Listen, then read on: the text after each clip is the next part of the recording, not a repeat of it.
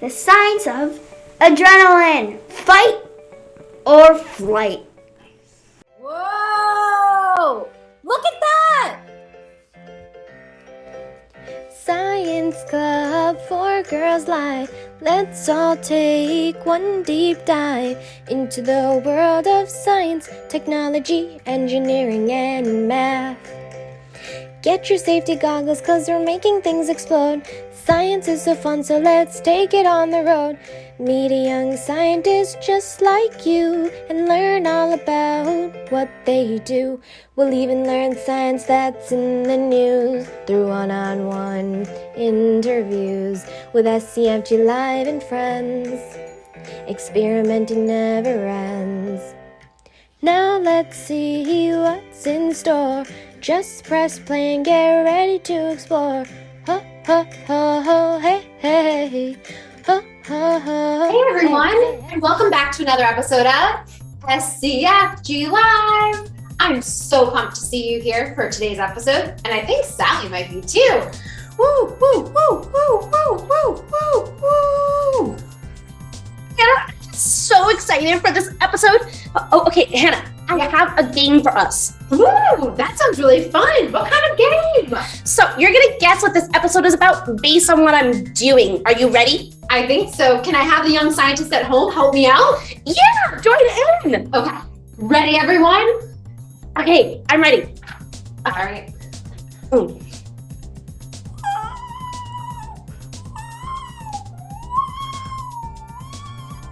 Are you swimming with dolphins in the ocean? Nope. Should I give you another hint? Yeah, let's see. Okay. Oh, wait. Sally's going in a circle. That kind of reminds me of last episode when we talked about roller coasters. Are you on a roller coaster, Sally? I'm on a roller coaster. And guess what happens after I get off the roller coaster? Well, I know when I get off a roller coaster, A lot of energy because I'm so excited. Okay, Hannah, I have a confession. Oh, what's that? I don't really know what adrenaline is. And some people say after you get off a roller coaster, you have a lot of adrenaline. Well, Sally, adrenaline is something in our bodies. It's a hormone in our bodies that activates something called the fight or flight response. Fight or flight? Does that mean I'm gonna fly? Well, not exactly. The fight or flight response is a way for your body to prepare to either leave a dangerous situation or to fight whatever's happening in that dangerous situation. It's pretty cool.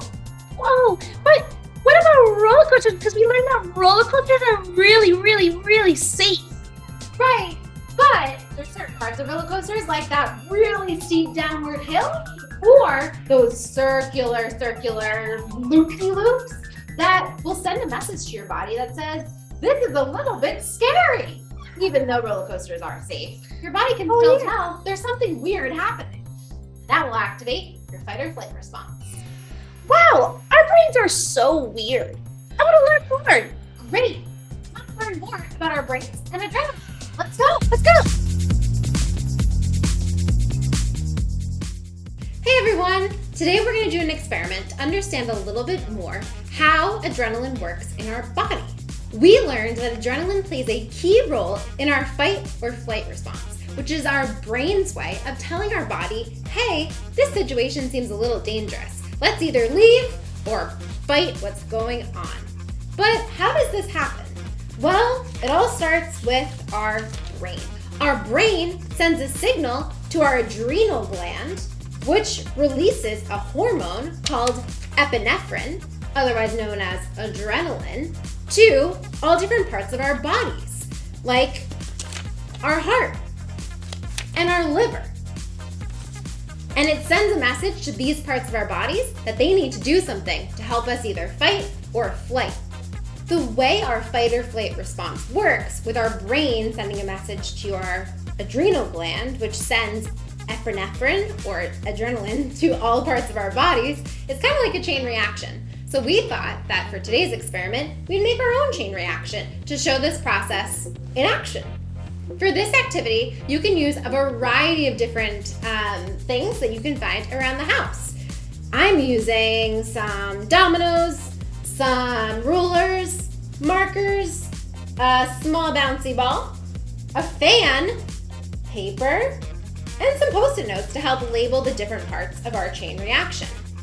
Now, let's break down our chain reaction a little bit more so we can see what each part represents in our body. Starting all the way at the very beginning of our chain reaction, we have our fan. Our fan is representing an outside signal that's being sent to our body. This could be something like a scary movie that we're watching, or a roller coaster ride that we're going on. Next, we have our brain. Our brain interprets this outside information and sends a message to our adrenal gland, which is located right on top of our kidneys.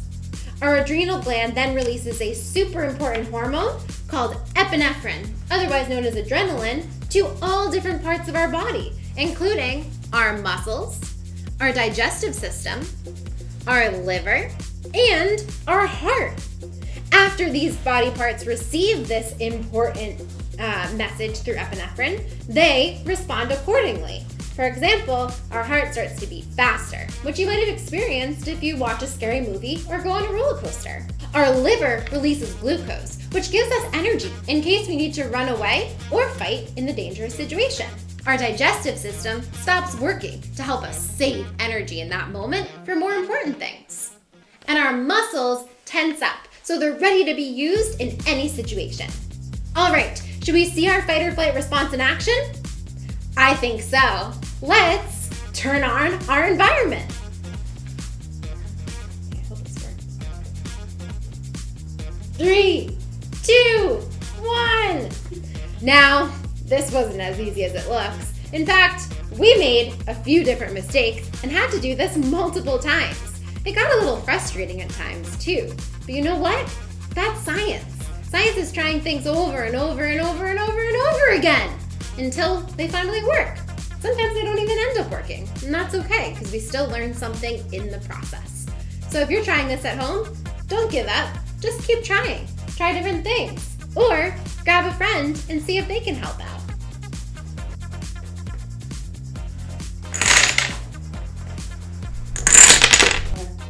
Our external environment is interpreted by our senses, which send messages to our brain.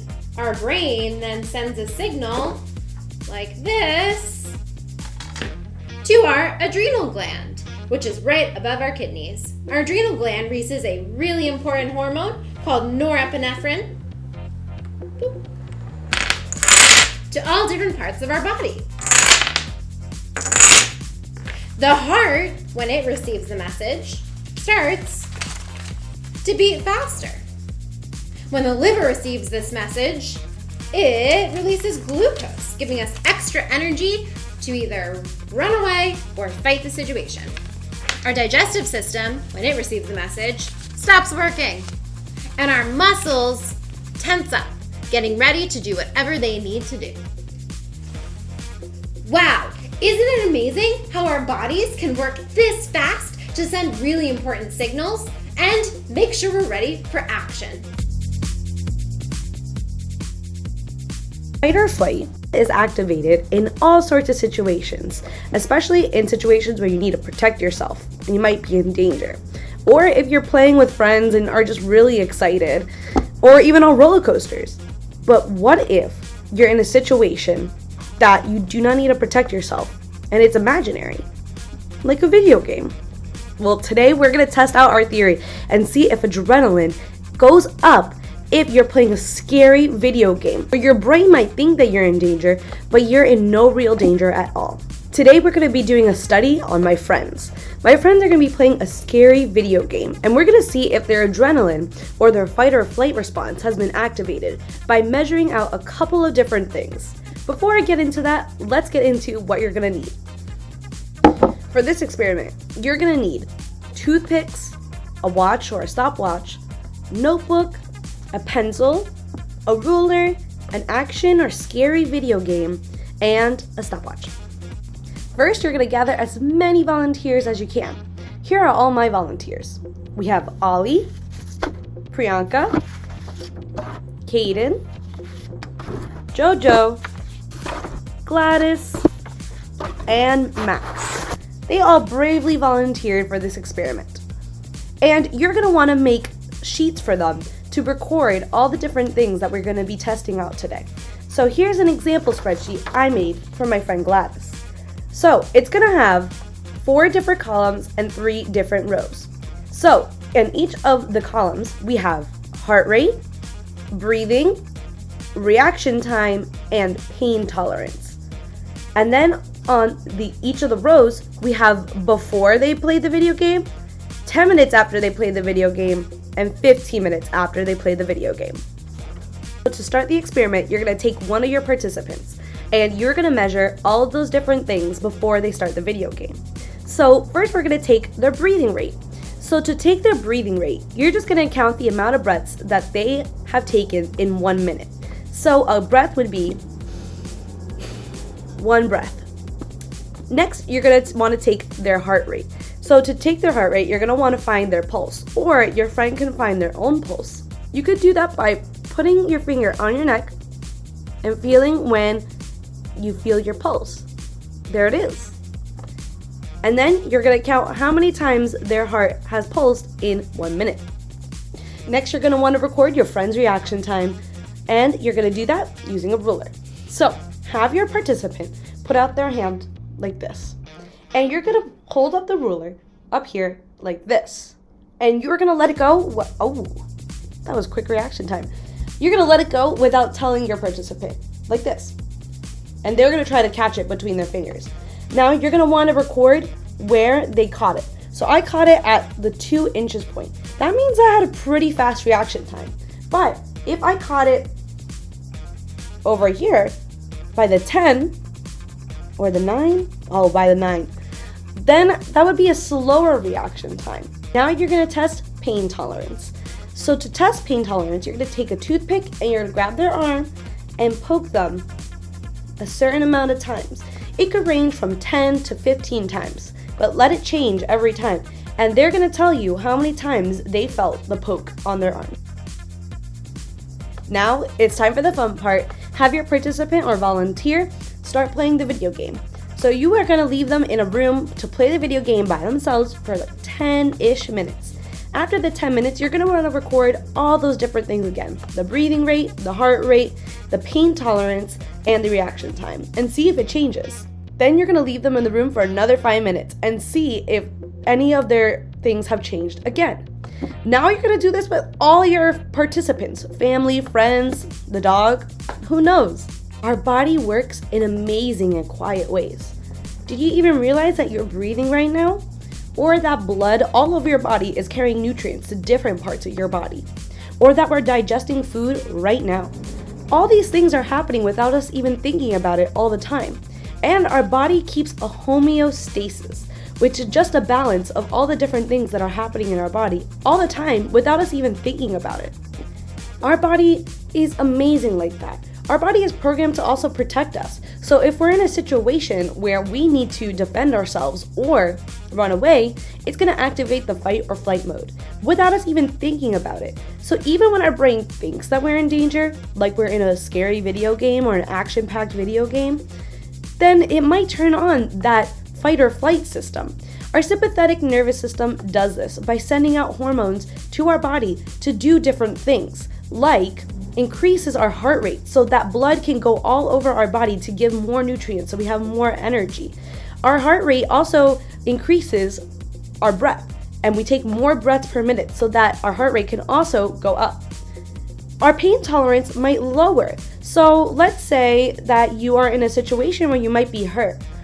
If you're in the situation that you might be hurt and you hurt your arm, you're still going to have the energy to move on and run away because your pain tolerance is lower.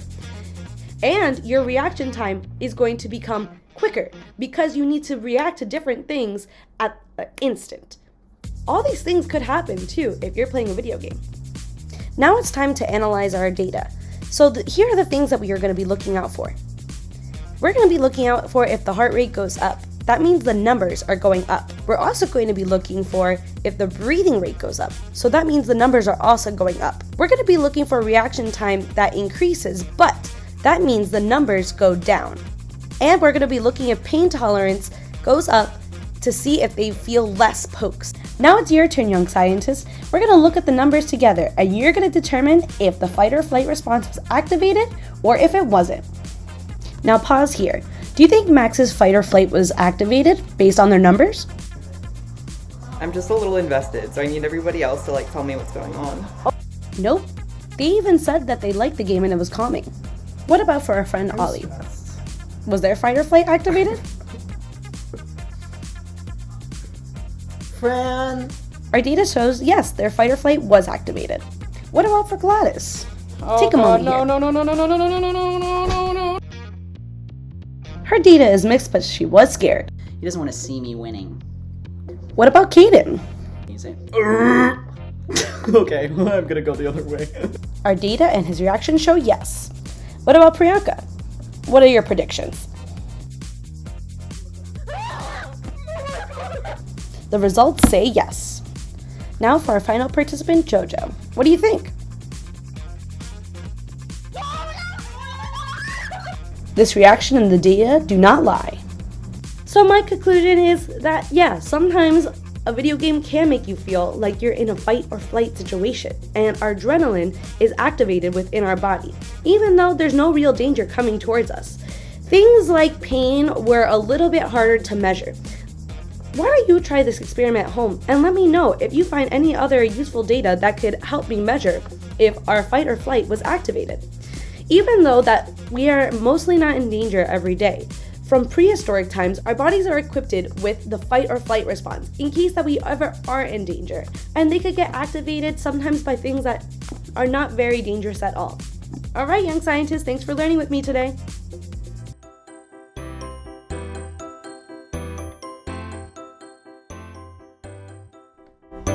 Oh, hey everybody.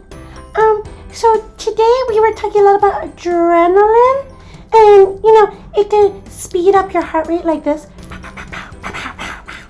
And also it can make your breathing really fast like this.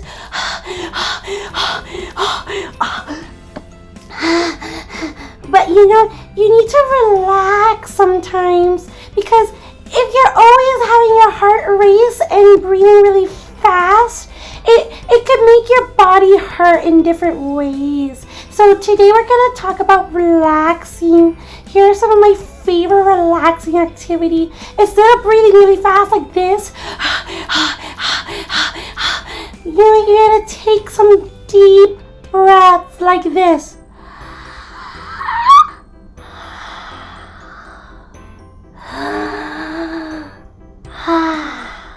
Sometimes it's hard to just breathe in and out deeply like that. So sometimes I imagine there is a dandelion, not a dandelion, what are those things? I was right, the dandelion. Sometimes I imagine a dandelion is in front of me and I blow it out. And then I imagine there's a flower in front of me, so I breathe it in. Yeah, that's a good relaxation exercise. So next time that you're pumped up from adrenaline, like maybe you won a game and you're all like, wow, maybe just take a second to do some breathing exercises or something that relaxes you. If you are stressed out all the time, stress hormones stay in your body. Yeah, and that's not good for you because, it will cause your body to not feel so good. It can make you moody. It could make you impatient. It could also affect your sleeping. So maybe you won't sleep so nicely.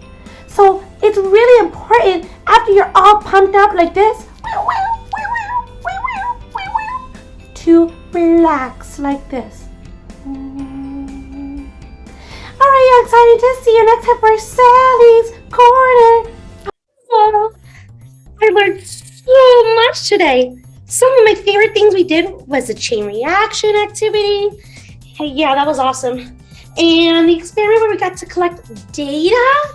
Wow, I felt like a real scientist there. And we got to relax. Wow, Sally, that was basically the whole episode. Did you really enjoy the entire episode that much? Yeah, I love SCFG Live so much. I think we should get started on the next episode right now. Sally, let's just calm down a little bit, okay? Like, let's relax a teeny bit and then we'll get started on next week's episode. Fine. I guess because we learned how relaxing is so important for you. Okay, but I'm gonna do more research this week. I love it. Always stay curious and think like a scientist, Sally. Woo! We'll see you next week, everyone. Bye!